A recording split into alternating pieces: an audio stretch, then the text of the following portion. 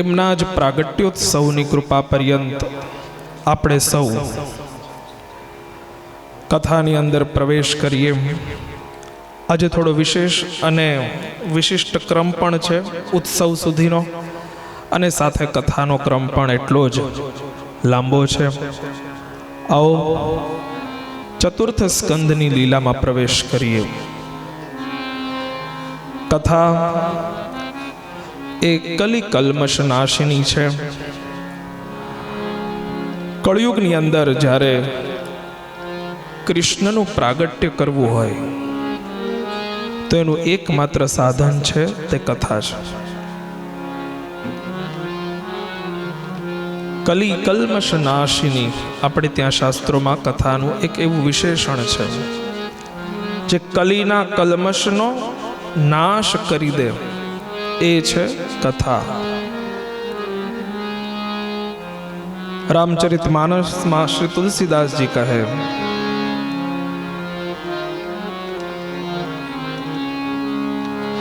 ના ના ના ના ના ના ના ના ના એહી કલિકાલ ન સાધન દૂજા, એહી કલિકાલ સાધન દૂજા, જોગ જગ્ય જપ તપ વ્રત પૂજા, જોગ જગ્ય જપ તપ વ્રત પૂજા, રામ હિ સુમિરિય ગાય, રામ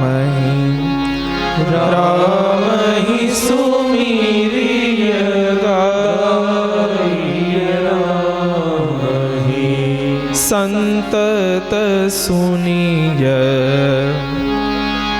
રામ ગુણ ગ્રામ હિ સંતત સુનિય, રામ ગુણ ગ્રામ હિ એહી કલિકાલ ન સાધન દૂજા, યે કલિકાલ ન સાધન દૂજા.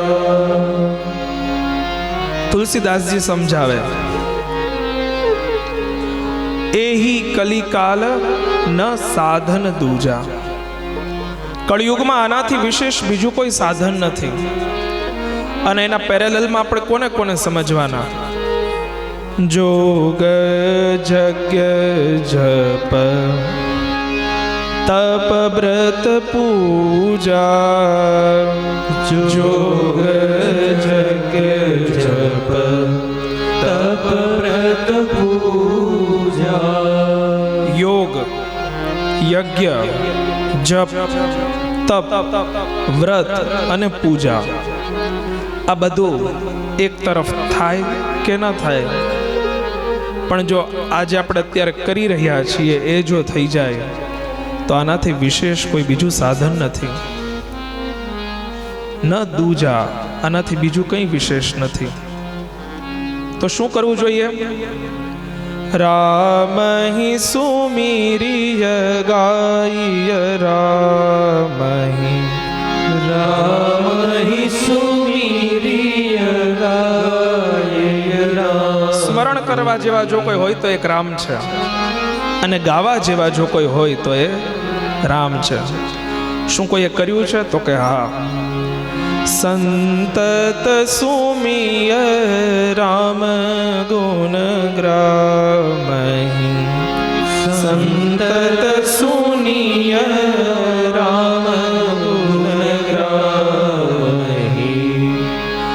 એહી કલિકાલ ન સાધન દૂજા, એહી કલિકાલ સાધન દૂજા. હવે અહીંયા પ્રશ્ન છે, હું કથાની ભૂમિકા બાંધી રહ્યો છું, સાંભળજો. એ મોનિટર કરવું હોય ને, જો કદાચ વચ્ચે ઊભું રાખવું પડે તો કોઈ ચિંતાનો વિષય નથી.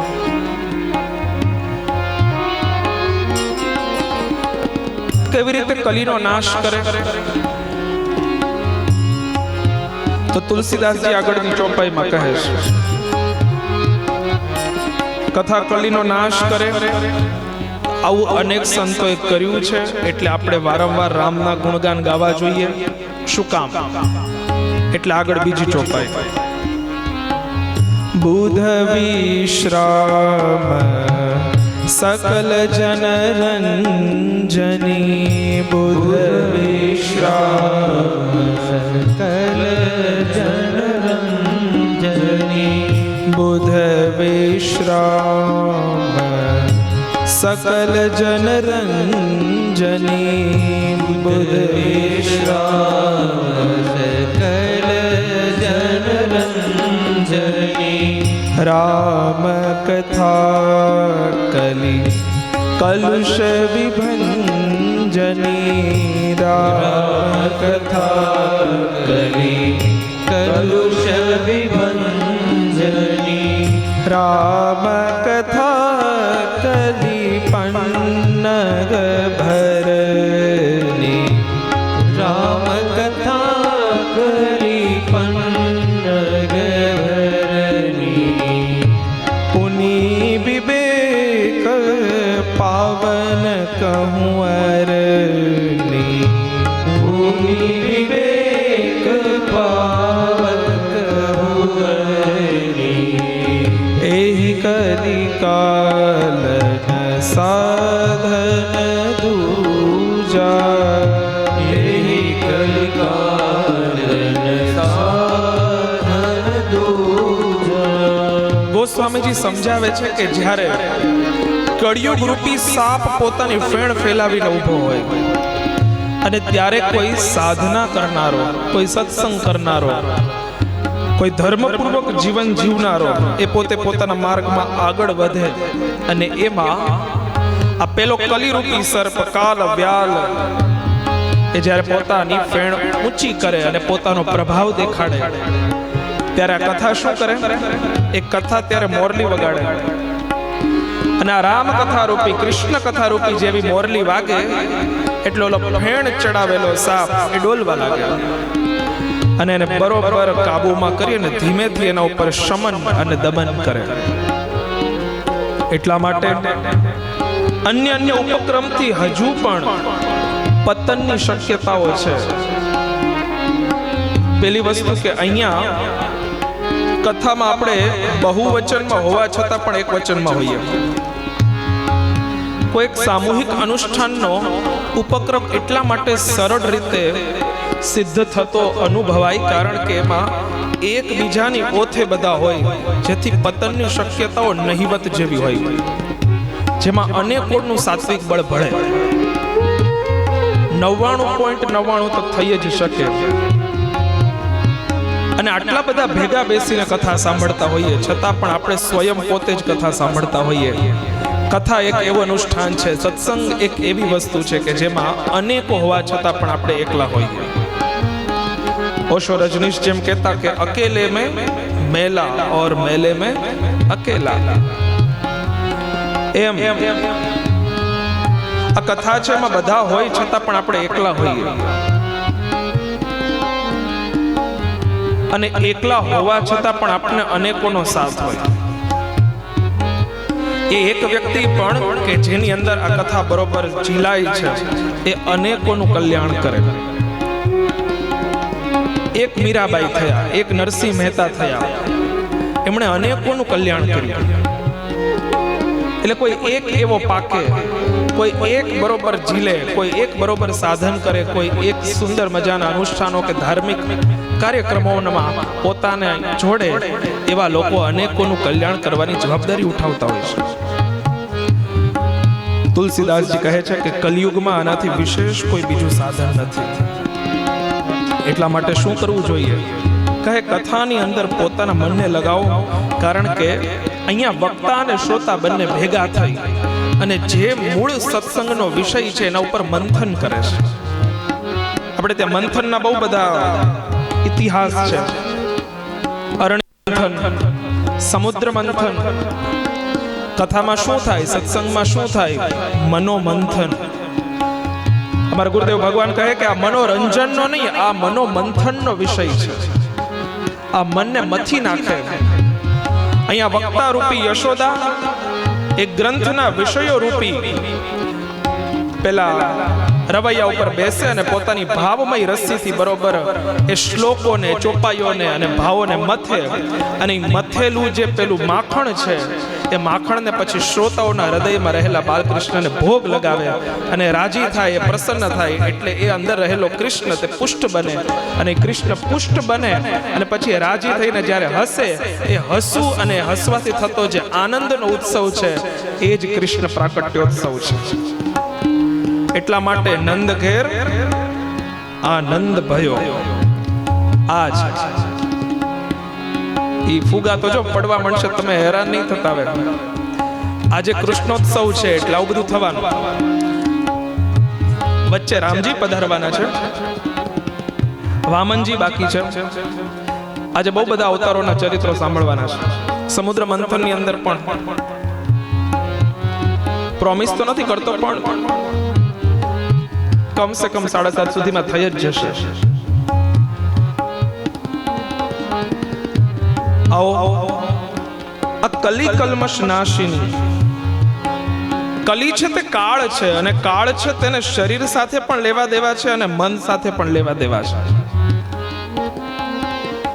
અમુક વસ્તુ આપણને બાહ્ય રીતે અસર કરે છે, અમુક વસ્તુ આપણને આંતરિક રીતે પણ અસર કરે છે. અને જેને મનમાં છૂટ મળી ગઈ છે તે પછી ધીરે ધીરે હૃદય સુધી પ્રવેશ કરે છે. આ કથા એ શરીર પર પણ અસર કરે છે, મન પર પણ અસર કરે છે અને હૃદય પર પણ અસર કરે છે. ત્રણેયની દવા ભેગી થાય છે. ભવૌ શ્રદ્ધા શ્રોત્ર મનોભિરામાત. ભવો ભવના જે રોગ લાગુ પડ્યા છે એ ભવરોગનું નાશ કરનારી છે. ભાગવતજીની જે આરતી છે, આ ગીતા પ્રેસથી મળતું જે ભાગવત છે એમાં ભાગવતજીની આરતી છે, એમાં આ લાઈન પણ છે. કલિમલ મથની ત્રિતાપ નિવારિણી. કલિમલ મથની ત્રિતાપ નિવારિણી. જન્મ મૃત્યુમય ભવભયહારિણી. જન્મ મૃત્યુમય ભવભયહારિણી. સેવત સતત સખલ સુખકારિણી. સુમહોષધિ હરિચરિત ગાન કી. આરતી અતિ પાવન પુરાણ કી. ધર્મ ભક્તિ વિજ્ઞાન ખાન કી. આ લાઈનમાં લખ્યું છે કલી મલ મથની. કલીના મલને મથી નાખે. બહુ ડાઘ પડી ગયો હોય કપડામાં અને એને જેમ ઘસવો પડે અને એને કાઢવો પડે, એમ જે ભવો ભવના આની અંદર દુર્ગુણોના ડાઘ પડી ગયા છે એના કથા ઘસીને બહાર કાઢે છે. એટલા માટે કથા કલી કલ્મશ નાશિની છે. આવી આ કથામાં આપણે સૌ 3 દિવસથી મજ્જન, સ્નાન અને પાન કરી રહ્યા છીએ. આજે ચતુર્થ દિવસ છે, કથાનો મધ્યમ પડાવ છે. અન્ય વસ્તુ પૂરી કરીએ ને ત્યારે એની પૂર્ણતામાં આનંદની અનુભૂતિ થાય છે. કથાની અંદર ચોથે દિવસે જ કૃષ્ણ પ્રાકટ્યોત્સવની વાત આવે. આની મધ્યમાં આનંદ છે. ભાગવતની શરૂઆત સત્યમ પરમ ધીમહીથી, આનો અંતિમ ભાગ પણ સત્યમ પરમ ધીમહીમાં જ સંપન્ન થાય છે. અને આના વચ્ચે પણ સત્યની વાત છે. આના પૂર્વ ભાગમાં પણ ચિત્ત તત્વ છે, મધ્ય ભાગમાં પણ ચિત્ત તત્વ છે અને અંતિમ ભાગમાં પણ ચિત્ત તત્વ છે. આના આદિમાં પણ આનંદ છે, આના મધ્યમાં પણ આનંદ છે અને આના અંતમાં પણ આનંદ છે. આ આખી કથા છે તે સત, ચિત્ત અને આનંદથી ભરેલી છે. આ સચ્ચિદાનંદમય છે.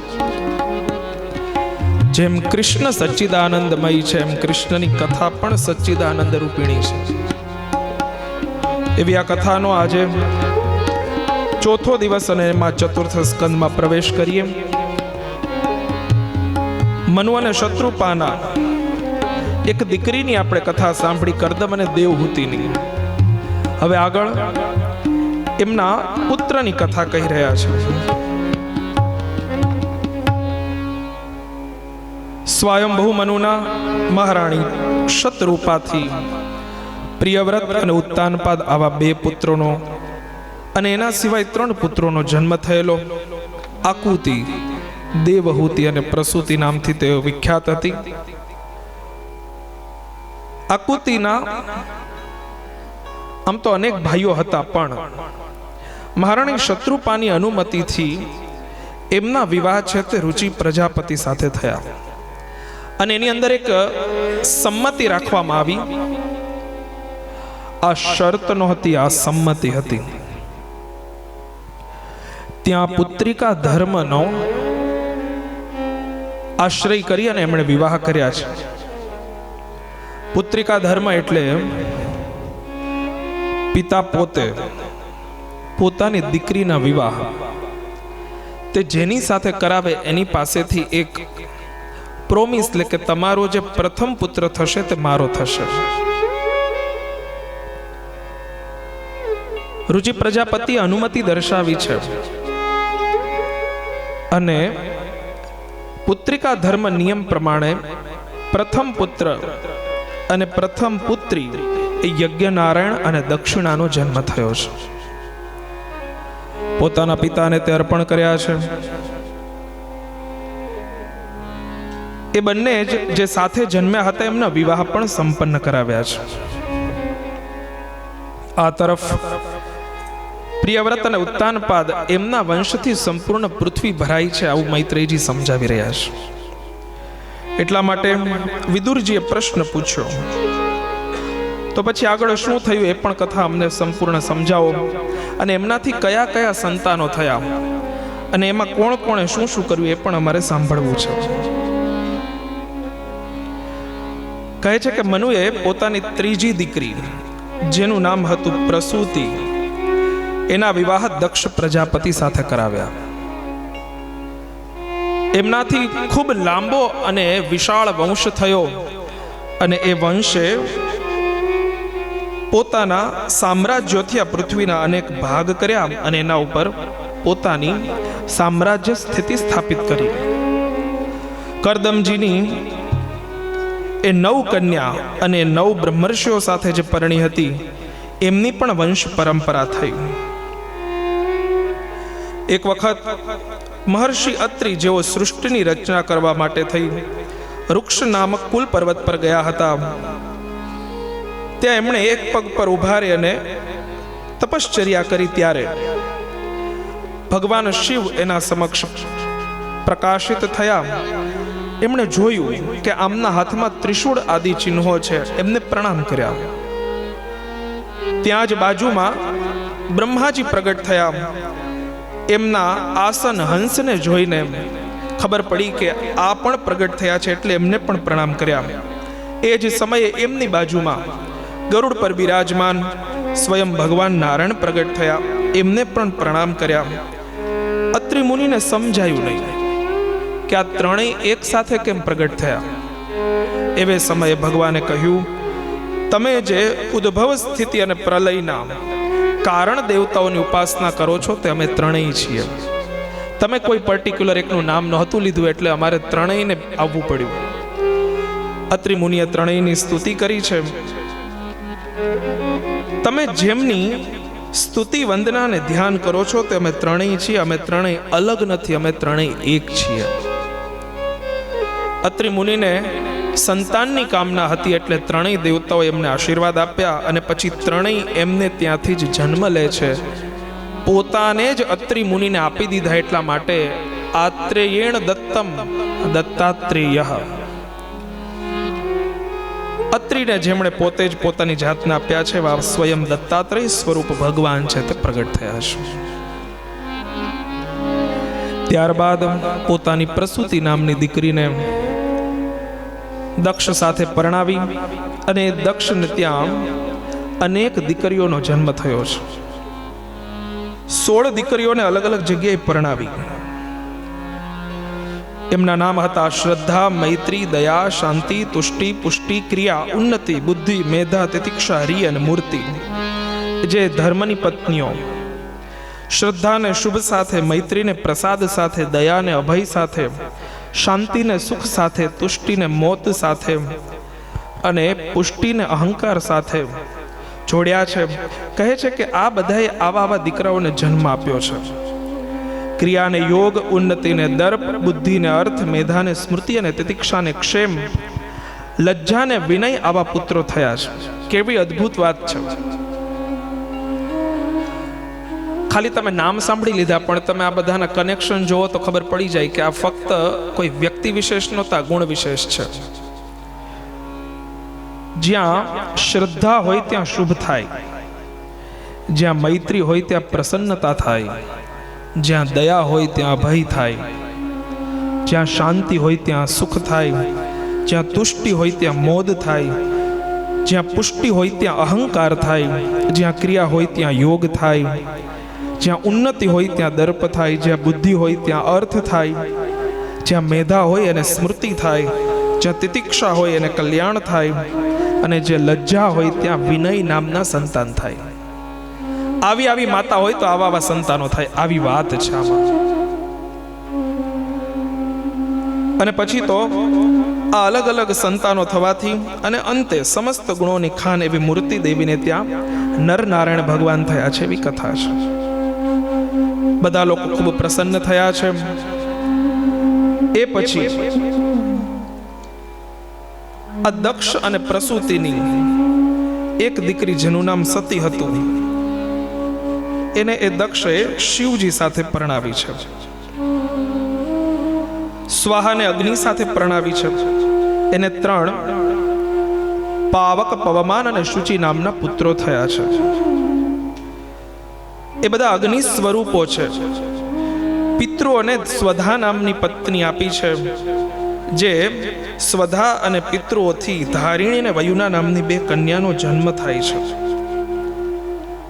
આગળ પ્રશ્ન થયો વિદુરજીને, તો પછી તમે જે હમણાં વાત કરી કે શિવજીને પોતાની એક દીકરી પરણાવી, પછી તો દક્ષને એની સાથે કંઈ અનબન થઈ ગયેલું, આવું કેમ થયું? બાકી બધી દીકરીઓ ઉપર બહુ પ્રસન્ન હતા ને આ એક દીકરી સાથે થોડું આવો મનમુટાવ શા માટે થયો? પછી અહીંયાથી આગળ સતી ચરિત્રનો પ્રારંભ થાય છે. હવે આ જે કથા છે તો દેવી ભાગવત સાથે જોડાયેલી છે, જ્યાં સતી એ પોતે શિવને વરે છે.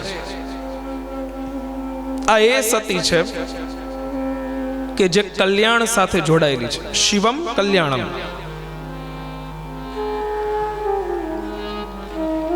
શિવજીના 2 વિવાહ થયા. પહેલા કોની સાથે થયા? સતી સાથે. એ જ સતી પછી પાર્વતી બને છે, અને પછી પાર્વતીના રૂપમાં તે કૃષ્ણની અર્ધાંગિનીના રૂપમાં હજુ પણ પૂજાય છે.